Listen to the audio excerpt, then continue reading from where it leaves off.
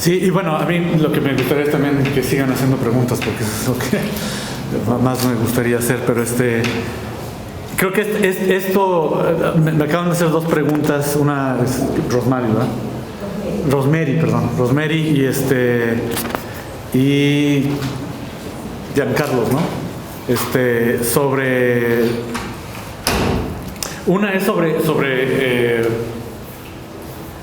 o sea, obviamente la de Rosemary es sobre computación cuántica, y obviamente algo que es interesante aquí es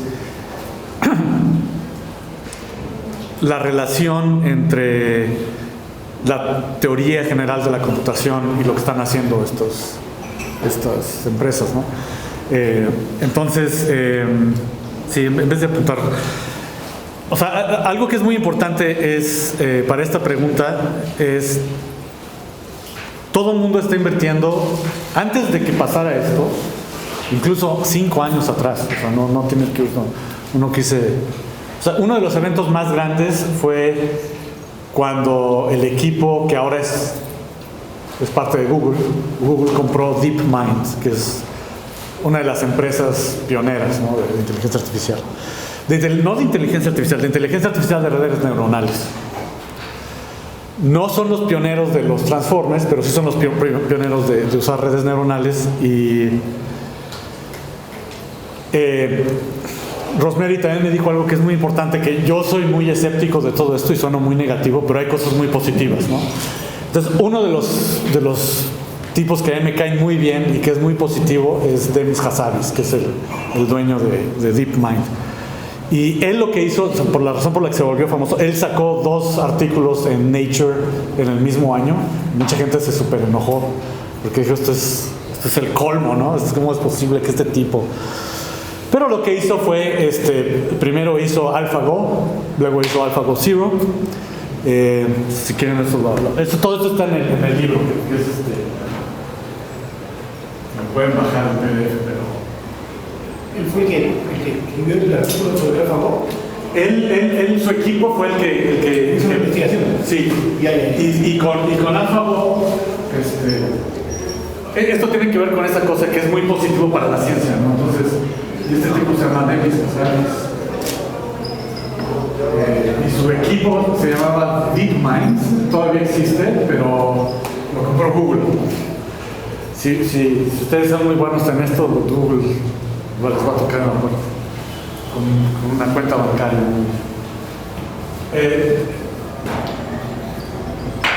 Algo que hizo Demis Hassabis que cambió la dinámica es que AlphaGo le ganó al máster de Go, el juego de Go, que mucha gente decía porque es un juego muy complejo, con muchos parámetros. Dijo, el ajedrez es un juego de niños, ¿no? Esto nadie lo puede hacer, él lo hizo. Y aquí viene lo más interesante. AlphaGo Zero tenía 0 manipulación humana, es una red neuronal que nada más se entrenó con el juego y las reglas del juego, y le ganó a AlphaGo. Siendo un sistema artificial, le ganó al sistema artificial que le ganó al máster de Go. Y nada más para que se den una idea, o sea, los que no están muy familiarizados con jugadores de Go, no con el juego, ¿quién juega Go de aquí? No. Lo más interesante que el juego de Go son los jugadores de Go, porque los jugadores de Go se entrenan años en Corea y en China. Una de las cosas que movió mucho, literalmente lo dijo Xi Jinping. Dijo, yo cuando vi que le ganaron a Lee Sedol el juego de Go, dije, esto es una cosa que tenemos que hacer. Entonces, eso es el equipo ¿Y por qué lo estoy mencionando? O sea, es interesante en la historia de lo que está pasando. Pero lo estoy mencionando porque sí es una fuente muy importante de ayuda a la ciencia, porque luego de esto, el equipo de este tipo hizo AlphaFold, que fue lo que usaron en parte para hacer la vacuna COVID, pero es un programa que, usando todos los parámetros y todas las permutaciones sintéticas moleculares de las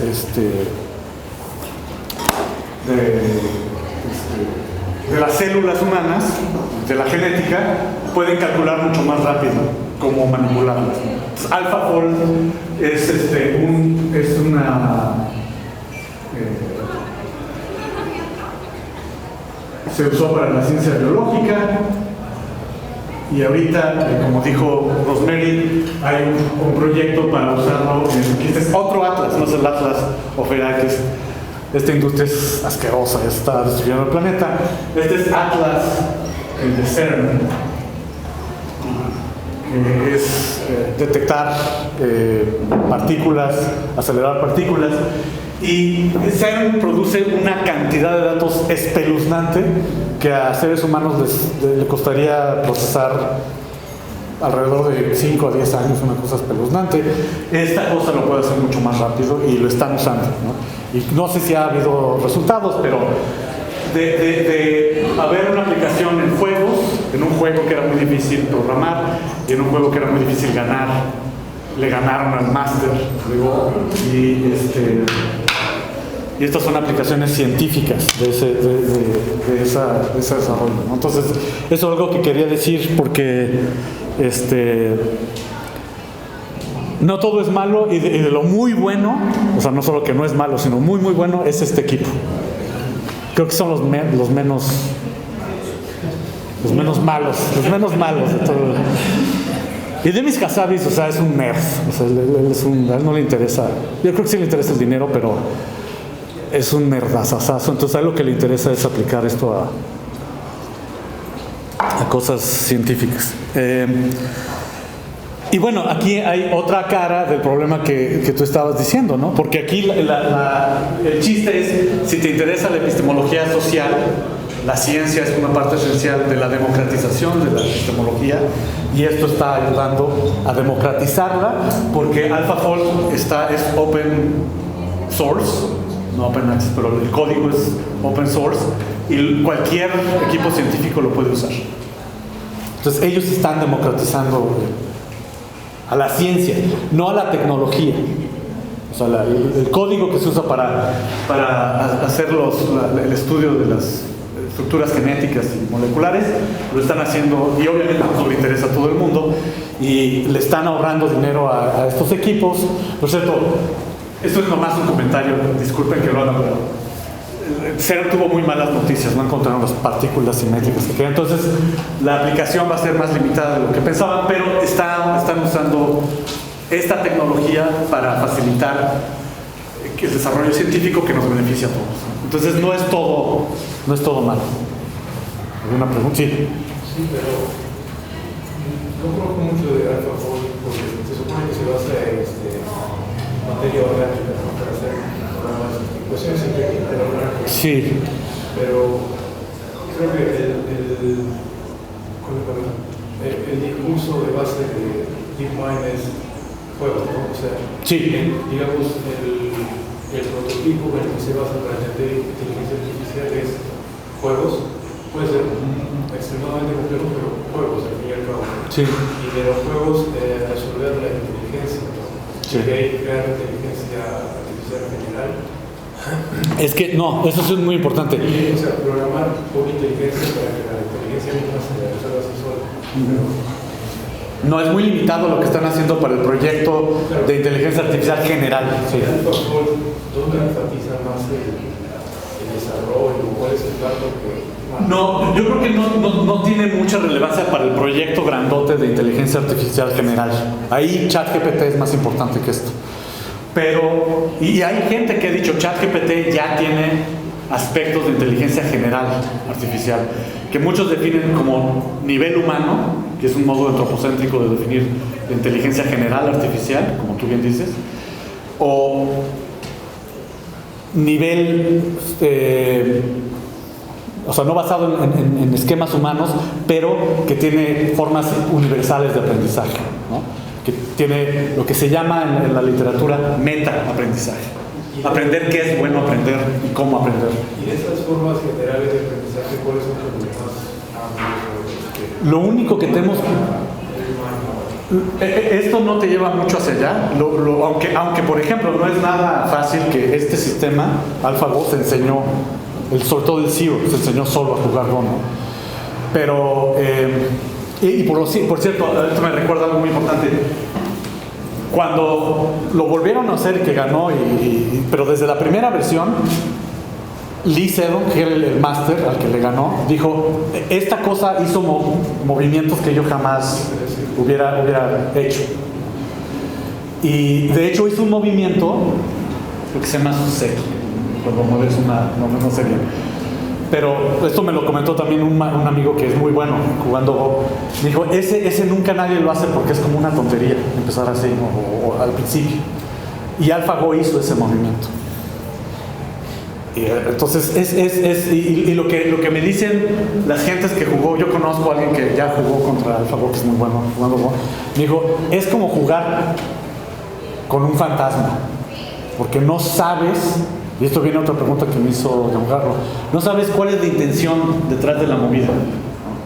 O sea, casi siempre tú puedes leer, puedes interpretar. Esto es muy cierto en ajedrez, ¿no? Pero la carencia de emocionalidad en AlphaGo es lo que, o sea, el truco que le juegan los maestros, el juego y todo eso. Exacto, se siente poco familiar, ¿no? Es como, esto está raro, y ganó, ¿no? O sea, el chiste es ganó. Pero aparte de que ganó, sí. También hubo que fueron 6 partidos o 5 partidos y pierde, creo, el tercer partido o el cuarto partido. Sí. Y cuando AlphaGo se da cuenta que va a perder, todavía antes de haber perdido, se da cuenta inmediatamente que va a perder, como lo que tú dices, que ella sí sabe lo que tú quieres hacer y se da cuenta que él va a ganar. Entonces lo que hizo fue perder más rápido. Perdió el partido anterior para que se acabe el partido y comenzar el siguiente. Y como el siguiente, por supuesto, no le ganó. Y todo el mundo calcula que aprendió algo, pero no sabe qué. Sí. Entonces sí aprenden, pero la receta para inteligencia general es, a ver, pon a AlphaGo a aprender chino. Pues, o sea, tienes que ponerle otra base de datos, pero pon a ChatGPT a aprender chino. Ya es otra cosa, ¿no? Sí puede, y no solo puede, pero es ¿no? Entonces, lo que es interesante no es la vía hacia inteligencia general, sino que estas ya son aplicaciones muy positivas de esta tecnología en ciencia, limitadas pero muy positivas, ¿no? Y esta sobre todo tuvo consecuencias inmediatas, por eso te digo que la comunidad científica reaccionó muy positivamente y él dice que uno de sus propósitos, esto lo ha dicho varias veces, es que esta tecnología ayude a todas las ramas científicas y que se use más que nada para eso. Es una parte de Google, entonces no creo que le vaya muy bien con ese plan, pero no lo van a correr, a él sí no lo corren, porque él es muy bueno. Entonces, eso es una cosa que quería decir. La otra cosa que dijo Rosemary es que antes de que pasara esto, antes de los AlphaGos y todas estas cosas, la gallina de los huevos de oro era la computación cuántica. Entonces, lo que creía la gente es, no tenemos que cambiar el esquema simbólico, y la gente sabe desde los Feynman, por ejemplo, Richard Feynman, dijo, hay suficiente complejidad y suficiente espacio y suficiente estructura en la mecánica cuántica para incrementar muchísimo la capacidad computacional. Eso fue algo que Feynman ya lo había visto. Entonces, antes de estos desarrollos, la apuesta era, vamos a hacer computadoras cuánticas que no usen bits, no usen este código binario, sino que tienen este código mucho más complejo, que son los qubits, y tienen toda la estructura muy compleja de la mecánica cuántica que permite cosas rarísimas como la superposición, ¿no? Pero aquí un límite muy fuerte es que nadie entiende bien cuál es la relación entre la mecánica cuántica y el resto de la física. Sí la entienden, o sea, no es un misterio que la mecánica cuántica es verdadera. Lo que es un misterio es cómo es exactamente esa estructura compatible con la estructura de las leyes cósmicas, sobre todo la relatividad, ¿no? Entonces, ese se llama el problema de la gravedad y la mecánica cuántica. Pero eso es importante porque aunque todos los recursos se movieron muy rápido hacia las redes neuronales por lo que pasó que les acabo de explicar, Esto es un esfuerzo mucho más científico. Esto está pasando en laboratorios, en universidades que están desarrollando mecánica cuántica y computación, y es un desarrollo también muy importante, que puede también cambiar mucho las cosas, ¿no? ¿Ese sería un tercer paradigma? No, eso sería un modo nuevo de implementar este paradigma que le va a dar muchísimo más poder computacional. Pero el paradigma va a seguir siendo de redes neuronales. Según yo, ya estamos en ese metidazos, ¿no? Entonces esas dos cosas sí. Pero no me dices si redes neuronales es una forma de hablar, la figura de hablar, o sí. Es una metáfora. O sea, hay mucha gente no se la toma muy en serio. Mucha gente dice, sí se parecen mucho y sí podemos aprender mucho. Hay un artículo, ahorita no me va a venir a la mente muy rápido, pero hay un artículo que lo que dice es que cuando ves las capas de distribución de probabilidades que sobre todo desde un nivel macro, ¿no? O sea, cómo se ven las probabilidades desde el principio al final de qué es lo que está haciendo ChatGPT, y comparas la actividad neuronal de áreas del cerebro que está procesando el lenguaje, que hay muchas similitudes interesantes, ¿no? Que no son triviales. Pero sí es una metáfora, no es perfecta. Mucha gente dice, ni son redes neuronales, ni aprenden. O sea, están usando mal estos términos. Entonces, bueno, sí, todo es con un gran usar, pero sí. Si se puede entender las redes neuronales como solamente estadística aplicada.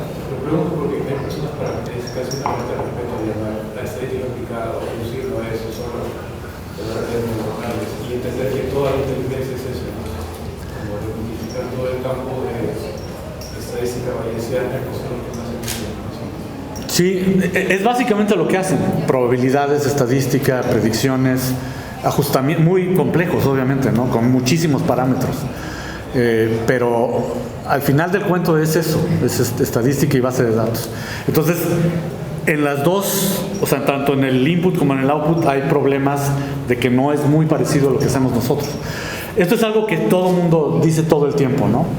El ejemplo que puso Alan Turing en su artículo paradigma, o sea, súper importante, de 1950, y yo hablo bastante de esto en el libro, Turing dice, no es suficiente, y esto se le olvida a la gente, no es suficiente para que la máquina sea inteligente, no es suficiente que pase el examen, ¿no? la prueba de Turing, ¿no? Que es contestar mejor que un ser humano en condiciones de anonimato, sino que conteste de un modo en el que dice dos cosas: que conteste de un modo en el que se sienta la familiaridad de la conversación, ¿no? O sea, que si estamos hablando de fútbol, que no te empiece a dar estadísticas, ¿no? Que te diga, es que a mí me gusta tal equipo y tal equipo tal. O sea, que tú sientas que la conversación, en el texto le dice en vivo, ¿no? Que es una conversación en vivo y no una serie de respuestas estocásticas, ¿no? Y la otra cosa que dice es que si es realmente inteligente, generalmente inteligente como le diríamos ahorita, la máquina aprendería como aprende un niño, ¿no? De hecho le llama child machine. Yo tengo un capítulo, me encanta esa palabra de child machine. Y lo que es interesante es un niño jamás usa una base de datos del tamaño del internet para aprender palabras, ¿no? O sea, el niño tiene a su mamá, tiene...